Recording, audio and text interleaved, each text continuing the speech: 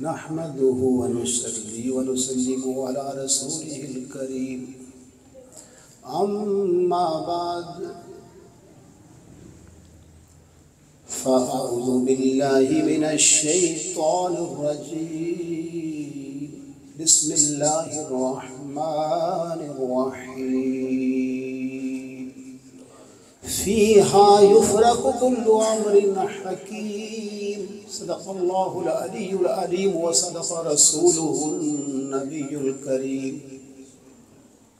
ونحن على ذلك لمن الشاهدين والشاكرين والحمد لله رب العالمين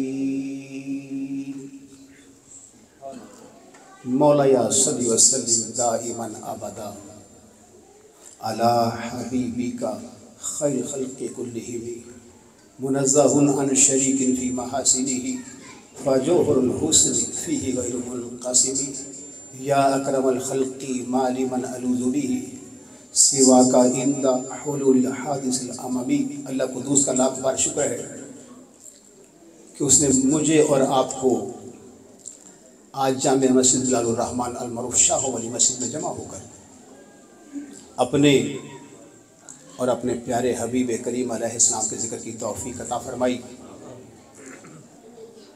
انتہائی عزت کے لائق اس مسجد کے صدر میری مراد حافظ سید عبدالرزاق شاہ صاحب اور دیگر احباب جن کے نام انہوں نے مہمانوں میں شامل کیے، بالخصوص سادات سید مسکین شاہ صاحب، سید فرمان شاہ صاحب، الطاف صاحب، ساجد صاحب، جن کے بھی نام لکھے ہوئے ہیں وہ سب خوش نصیب ہیں، کیونکہ مسجد کی خدمت جو ہے نا، اس کا اجر بندے کو اللہ عطا کرتا ہے۔ تو مسجد کی خدمت ہر کسی کے حصے میں آتی نہیں ہے۔ مسجد بنانا ہو، مسجد کو آباد کرنا ہو، یہ کام اللہ قدوس مخصوص لوگوں کو عطا کرتا ہے، کیونکہ یہ مسجد اللہ کا گھر ہے، اور اللہ کے گھر میں آنا، اس کی تعمیر میں حصہ لینا، اس کو آباد کرنا، یہ سارے کام اللہ کے فضل کے بغیر ممکن نہیں ہے۔ بلکہ شیخ سعدی رحمہ اللہ کہتے ہیں، یہ سعادت بزور بازو نیست تانا بخشت خدائے بخشندہ۔ اے بندے یہ بات یاد رکھ کہ کوئی بھی نیکی بازوؤں کے زور پر نہیں ہوتی، جب بھی نیکی ہوتی ہے میرے اور تیرے رب کے فضل سے ہوتی ہے۔ نعرہ تکبیر، نعرہ رسالت، نعرہ حیدری، نعرہ تحقیق۔ میں ایک طالب علم ہوں، گفتگو جب کرتا ہوں تو کوشش کرتا ہوں امت کو جوڑوں تاکہ اللہ اس کا حضور راضی ہو جائے، کیونکہ بات ہم نے کرنی ہے اللہ کے قرآن کی یا نبی پاک کے فرمان کی۔ تو کوشش کرنی ہے جن کا عقیدہ ٹھیک ہے اللہ انہیں استقامت عطا کر دے، اور جو کسی وجہ سے تذبذب کا شکار ہیں اللہ انہیں بھی ایمان کی سلامتی عطا کر دے۔ کیونکہ یہاں جو سارے احباب اسی مسجد کی انتظامیہ، امام صاحب قبلہ، برادر محترم مولانا اویس صاحب چشتی، یہ سب اسی لیے جمع ہوئے ہیں کہ ہمارے بھی ایمان کا جو ہے نا پودا تر و تازہ رہے، اور جن کے ایمان کے پودے مرجھا رہے ہیں خدا کرے ان کے ایمان کے پودے بھی تر و تازہ ہو جائیں۔ رب قدوس نے اپنی دار کتاب قرآن مجید میں فرمایا فیہا یفرق کل امر حکیم، فرمایا اس رات میں ہم ہر حکمت والے کام کو تقسیم فرما دیتے ہیں، بانٹ دیتے ہیں۔ اس سے پہلی آیات میں فرمایا اس رات کو لیلۃ مبارکہ، نکتہ سمجھیے گا، اس رات کو کیا کہا؟ ایک رات وہ ہے جو رمضان میں آئے گی، اسے کہا لیلۃ القدر۔ اس کے بارے میں فرمایا کہ یہ وہ رات ہے جو مسلمان اس رات کو پالے اللہ اسے 1000 مہینے کی رات کا ثواب عطا کر دیتا ہے۔ کسی کو اعتراض نہیں؟ بھئی اللہ ہو کر مسلمان کو ایک رات میں 1000 مہینوں سے بڑھ کے ثواب عطا کر دے تو کوئی اعتراض نہیں۔ لیلۃ القدر خیر من الف شہر، فرمایا لیلۃ القدر 1000 مہینوں سے بہتر ہے۔ ایک جانب 1000 مہینے کا عبادت گزار بیٹھا ہے، اعمال نامے میں نیکیاں بسا کے، اور ایک جانب وہ مسلمان ہے جو شب قدر کو پا لیتا ہے۔ یہ بھی کریم کا کرم۔ نبی علیہ السلام نے فرمایا ماہ رمضان میں آتی ہے، دوسرے 11 مہینوں میں نہیں آتی۔ یہ بھی کہا تاک راتوں میں آتی ہے، یہ بھی کرم نہیں تو اور کیا ہے؟ اگر سارے رمضان میں ہوتی پھر بھی ہم تلاش کرتے، لیکن فرمایا چلو پہلے اشرے میں بھی نہیں ہے میں بتا دیتا ہوں، دوسرے میں بھی نہیں ہے میں بتا دیتا ہوں، ہے اشرے تیسرے میں، اب تم تلاش کر لو، خوش نصیب وہ ہوتا ہے جو اعتکاف اللہ کی رضا کے لیے کرے، ہاروں کے لیے نہیں، مال کے لیے نہیں، نمائش کے لیے نہیں۔ میں فقیروں کا غلام ہوں، میرا انداز یہی ہے، دکھاوے کے لیے نہیں، ریاکاری کے لیے نہیں، اللہ کی رضا کے لیے۔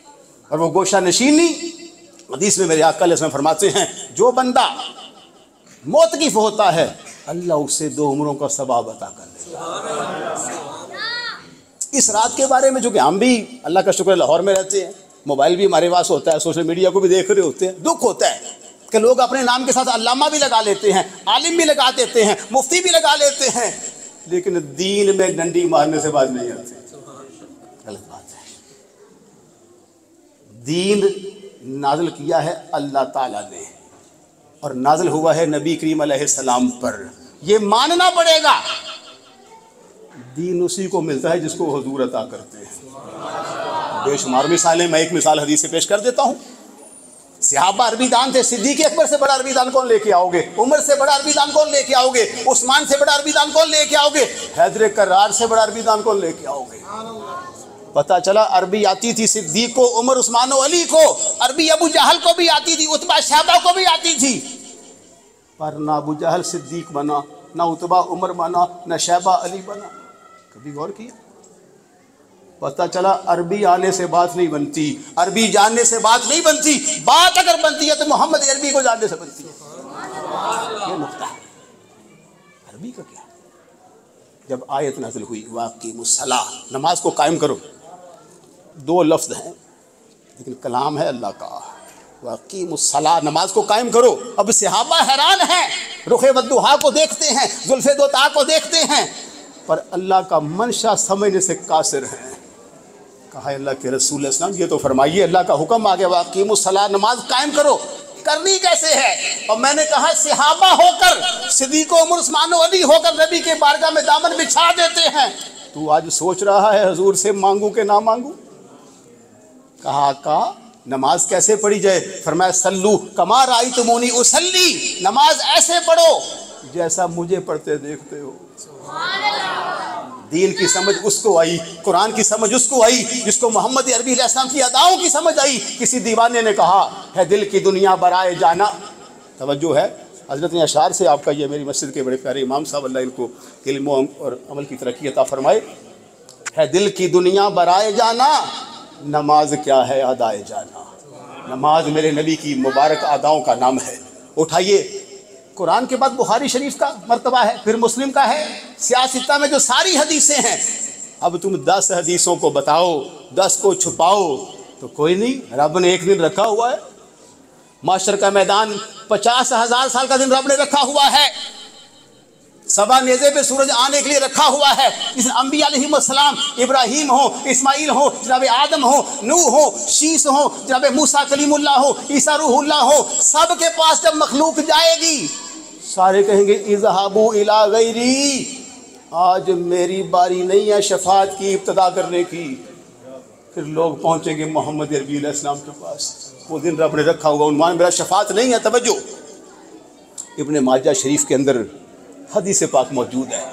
توجہ، جب حدیث پڑھی جائے بالکل چپ کرنا، بڑی مہربانی، میں آپ کا بھائی ہوں، طالب علم ہوں، آپس میں گفتگو نہیں کرنی، حدیث رسول کا احترام اگر آپ نہیں کریں گے مجھے دکھ ہوگا، بس ساکن، کیونکہ صحابہ کے بارے میں روایات میں آتا ہے جب وہ آقا علیہ السلام کے فرامین کو سنتے تھے ایسے ساکن ہو کے بیٹھا کرتے تھے، ان کے جسموں پر پرندے بیٹھ جاتے تھے، سمجھ کر کے یہ مردہ ہے۔ ہائے ہائے ہائے، صحابہ سے سیکھو۔ موٹر سائیکل کے سامنے لکھنا نوکر صحابہ کا آسان ہے، اس بات پہ پہرا دینا ذرا مشکل ہے۔ اس بات پر پہرا دینے کے لیے ایک ہاتھ میں صحابہ کا دامن ہو، دوسرے ہاتھ میں اہل بیت طاہر کا دامن ہو۔ یہ نہیں کہ حسین سے بغض، یزید سے محبت، پھر دعویٰ صحابہ کی نوکری کا، یہ نوکری اللہ کی بارگاہ میں مقبول نہیں بلکہ مردود ہے، یاد رکھیے گا۔ تو میں حدیث پڑھ لوں، ان علی ابن طالب قال، حضرت علی آئے ہیں جن کے بارے میں روایت ہے، مومن علی سے پیار کرتا ہے، منافق علی سے بغض رکھتا ہے۔ ابو سعید خدری کہنے لگے ہم صحابہ کے دور میں اگر مومن کو پہچاننا چاہیں تو کرتے کیا ہیں؟ ذکر علی چھیڑ دیتے ہیں، ذکر حیدر کرار چھیڑ دیتے ہیں، اگر چہرے پہ مسکراہٹ آ جائے تو سمجھتے ہیں کہ سینے میں ایمان کا نور موجود ہے. اگر ماتھے پہ تیور آ جائیں تو سمجھتے ہیں حلق سے کلمہ تو پڑا ہے پر دل میں اللہ نے ایمان کا نور پیدا نہیں کیا. اسی لیے اقبال نے کہا تھا، خرد نے کہہ بھی دیا لا الہ تو کیا حاصل، دل و نگاہ مسلمان نہیں تو کچھ بھی نہیں. دعا کیا کرے اللہ ہمارا ایمان دل کے اندر نازل کرے. یہ بہت ضروری ہے کیونکہ دل مرکز ہے. جس دل کے اندر ایمان آ جائے، شریعت آ جائے، طریقت آ جائے، معرفت و حقیقت آ جائے، مجھے کہنے کی اجازت دیجیے، اس دل میں اللہ کریم جلوہ گر ہو جاتا ہے. اس دل کو صاف مزکا مجلہ کرنے کی ضرورت ہے. اللہ توفیق عطا فرمائے. تو حدیث پڑھ رہا تھا، قال رسول اللہ صلی اللہ علیہ وسلم اذا کانت لیلۃ النصف من شعبان، جناب علی پاک کہتے ہیں حضور صلی اللہ علیہ وسلم نے فرمایا جب شعبان کی درمیانی رات آتی ہے تو کیا ہوتا ہے؟ فقوموا لیلہا وصوموا نہارہا. نبی پاک نے فرمایا رات کو جاگا کرو، دن کو روزہ رکھا کرو. یہ مسجد میں آپ ایسے جمع نہیں ہوگے، آپ کو رب کی رحمت نے گھیرا ہے. رب کی رحمت نے آپ کو اپنے دامن میں لیٹ لیا ہے، اپنی آغوش میں لے لیا کہ آ جاؤ اہل ایمان. تیری ماں بڑی نیک تھی، تیرا باپ بڑا نیک تھا، شب بیداریاں کرتے تھے شب رات کی رات کو، تم آج محروم نہ رہ جانا. اللہ کا کتنا بڑا کرم ہے کہ اس نے آپ کو موبائل سے نکال کر، ٹیلی ویژن سے نکال کر، ڈش سے نکال کر، تاش سے نکال کر، چرسیوں سے نکال کر، شرابیوں سے نکال کر، چغل خوروں سے نکال کر اپنے ذکر کی محفل میں شامل کر لیا. تو فرمایا جب رات آتی ہے فقوموا لیلہا وصوموا نہارہا، رات کو جاگا کرو، دن کو روزہ رکھا کرو. اور اگلی بات بہت بڑی عرض کر رہا ہوں، توجہ فرمائے. فإن اللہ ينزل لغروب الشمس، جو ہی غروب آفتاب ہوتا ہے اللہ قدوس اپنی شان کے لائق نزول اجلال فرماتا ہے. توجہ ہے جناب. پھر کیا کرتا ہے؟ کہاں؟ الی السماء، آسمان دنیا پر آ جاتا ہے. فیقول، اور اللہ فرماتا ہے، حدیث تو آپ کو نیٹ پہ مل جائے گی، ابن ماجہ میں مل جائے گی. ہو سکتا ہے یہ فقیر جو شرع کرے وہ شرع آپ کو نہ ملے، کیونکہ شرع کرنے کے لیے سینے میں علی بن عثمان داتا حجویری کا عشق ہونا ضروری ہے، گلے میں خواجہ اجمیری کی غلامی کا پٹا ہونا ضروری ہے. شرح کر رہا ہوں، توجہ کیجیے گا. فرمایا جب شعبان کی رات آتی ہے، یہ شب برات، اللہ آسمان دنیا پہ جلوہ گر ہوتا ہے، اعلان کرتا ہے. 3 اعلان میرے نبی نے بتا دیے. کون سے؟ سب سے پہلے اللہ فرماتا ہے کوئی میری بارگاہ میں توبہ کرنے والا، میں اس کے گناہوں کو بخش دوں. بڑی توجہ، میں نے نقطہ عرض کرنا ہے.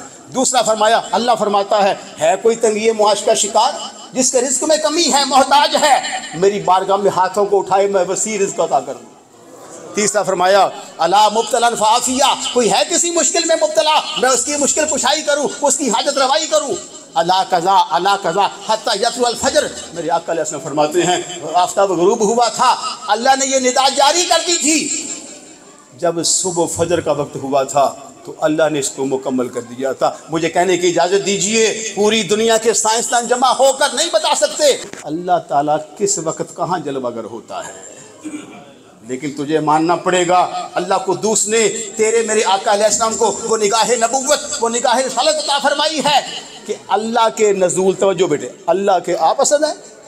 اچھا آپ کے نمبر ہے، بڑی توجہ سے. اللہ اکبر کبیرہ. میرے نبی علیہ السلام جانتے ہیں کہ اللہ کب نزول فرماتا ہے، اور مجھے کہنے کی اجازت دیجئے اللہ نے آسمان دنیا پر جلوہ گر ہو کر جو ندا فرمانی ہے اس ندا سے بھی میرا اور تیرا نبی باخبر ہے. نہیں سمجھ آئی؟ نہ سمجھے ہو نہ سمجھے، کوئی میری بات اشارے میں بہت کچھ کہے گا، سمجھ تڑپ جاتے. پھر سنیے، میں عرض کر رہا ہوں نبی علیہ السلام کی سماعت. تو میں انی ارا ما لا ترون وانی اسمع ما لا تسمعون. یاد رکھو جو میں محمد عربی دیکھتا ہوں وہ تم نہیں دیکھ سکتے، کیونکہ تم نبی نہیں ہو، میں نبی اور رسول. میرے نبی کی حدیث پڑھی ہے، انی ارا ما لا ترون وانی اسمع ما لا تسمعون. جو محمد عربی سن سکتے ہیں تم نہیں سن سکتے، کیونکہ نہ تمہارے پاس نبوت ہے نہ رسالت ہے. نبی وہ ہوتا ہے جس کو اللہ بڑی شان عطا کرتا ہے. تو اس بات سے یہ بات سمجھ میں آ چکی کہ اگر آسمانوں پر جلوہ گر ہونے والے اللہ سے ہمارے اور میرے اور تیرے آقا باخبر ہیں، اور آقا علیہ السلام اللہ کے کلمات کو سماعت فرما رہے ہیں، تو